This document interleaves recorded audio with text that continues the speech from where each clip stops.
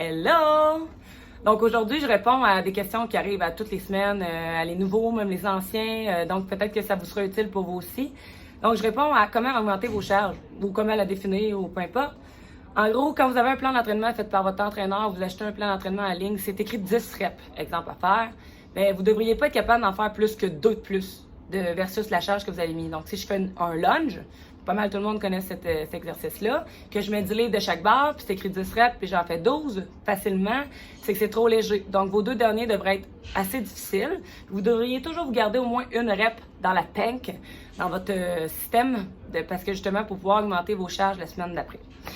Après ça, pour augmenter la résistance au fil des semaines, bien, dans un deuxième temps, c'est sûr qu'on veut idéalement augmenter notre charge à toutes les semaines. Mais le problème qu'on rencontre, c'est que quand on est dans un certain gym, on n'a pas toujours des 10 livres, 12.5, 15 livres, 7.5 comme on a par exemple ici au C'est en forme, thanks God. Donc, peut-être que je vais devoir, exemple, sur un lateral raise, donc une élévation latérale, si je mets des 10 livres puis j'ai vraiment eu de la misère, bien, ça se peut que la semaine d'après, mettre des 15 livres, ça soit un petit peu compliqué. Mais à un certain moment, vous devriez essayer justement de mettre les 15 livres quand vous allez être à l'aise et pas à défaut de faire un mouvement pitoyable. Donc, ce que vous faites, c'est que si c'est écrit de faire 10 reps, bien, vous allez faire le maximum que vous pouvez avec votre charge augmentée, par exemple les 15 livres. Si vous en faites exemple 5, bien, vous allez faire un drop set, donc vous allez diminuer votre charge pour les 10 que vous preniez avant, pour faire la balance des reps qu'il reste à faire. Donc, je pourrais faire, exemple, 7 reps avec 15 livres et 3 reps avec les 10 livres que je prenais avant. Ça, c'est la première des choses. Donc, la première manière d'augmenter la résistance, c'est d'augmenter notre charge. Si je suis pas capable, on a un deuxième temps, le tempo. Donc, il n'y a pas juste une manière d'augmenter notre résistance. Si mon tempo, ça, c'est le petit chiffre qui est écrit à côté du nombre de reps normalement. Si vous n'avez pas ça sur votre plan d'entraînement, c'est peut-être mieux de changer d'entraîneur. Mais en gros, c'est exemple, je fais un mouvement de bicep curl, puis c'est écrit 3-0-1-0, je suis pas capable d'augmenter ma charge, je plafonne après quelques semaines. Donc, je pourrais dire, OK, je vais faire un 4-0-1-0. Donc, ma phase d'étirement peut être 1, 2, 3. Je fais 1, 2, 3, 4, ce qui ferait qu'à la fin de toutes mes répétitions, j'aurais augmenté mon temps sous tension, qui est une manière d'augmenter la résistance. Donc, ça peut être une méthode.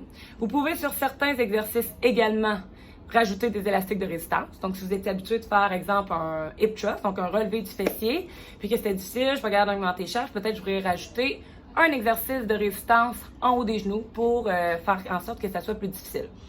Une autre manière, je pense pas que vous vous rendiez là, parce que généralement, un plan d'entraînement pour monsieur, madame, tout le monde, ça peut durer entre 4 à 8 semaines, tout dépendant de la périodisation que l'entraîneur a fait. Mais si jamais vous vous rendez là, vous pouvez aussi varier les prises. Donc, exemple, si je fais un lat pull-down en pronation, je suis stick sur ma charge, le tempo, je ne l'augmente pas non plus indéfiniment.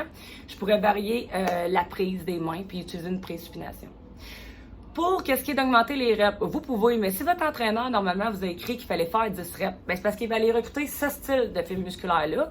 Puis si vous avez écrit un tempo, c'est que justement, il y a des emphases à mettre à certaines places. Exemple, si je fais une pause ici, peut-être je vais mettre une emphase sur le brachial, par exemple. Donc, c'est important de respecter le tempo, de respecter les reps. Est-ce que je peux augmenter ma résistance en augmentant les reps par moi-même? Oui, peut-être. Fait que c'est exemple, c'était écrit de faire 10 reps, puis que je décide d'augmenter ma résistance en faisant, exemple, 11 reps la semaine d'après, c'est correct. Mais allez pas faire ça indéfiniment, à moins qu'il vous le demande, jusqu'à 20 reps. Si c'est écrit 10 reps sur le plan d'entraînement, je m'attends à ce que vous fassiez maximum 12 reps pour rester dans le range de ces fibres musculaires-là, qui parfois même ça va dépasser. Donc, ça peut être une manière. Donc, c'est pas mal ça pour qu'est-ce qui est d'augmenter la résistance et pourquoi c'est important. C'est parce que le corps, là, c'est une machine d'adaptation incroyable. Donc, la seule raison pourquoi votre body, il change chaque semaine, c'est parce que vous appliquez une résistance dessus, puis il fait comme, oh my God, faut que je m'adapte. C'est comme ça qu'on grossit un fessier, c'est plus compliqué que ça. Il y a les bons paramètres à appliquer, mais il reste quand même que si le stress n'est pas suffisant chaque semaine, bien, vous allez justement soit vous maintenir ou vous allez stagner. Donc, si vous voulez vraiment de la progression, des résultats qui par la suite vont vous motiver, bien, il faut augmenter la résistance. Donc, si jamais vous avez d'autres questions ou des choses que vous aimeriez que je rectifie, écrivez-moi en privé. J'espère que ça vous a été utile et que j'ai répondu à un max de questions. Je vous souhaite une bonne journée. Mouah!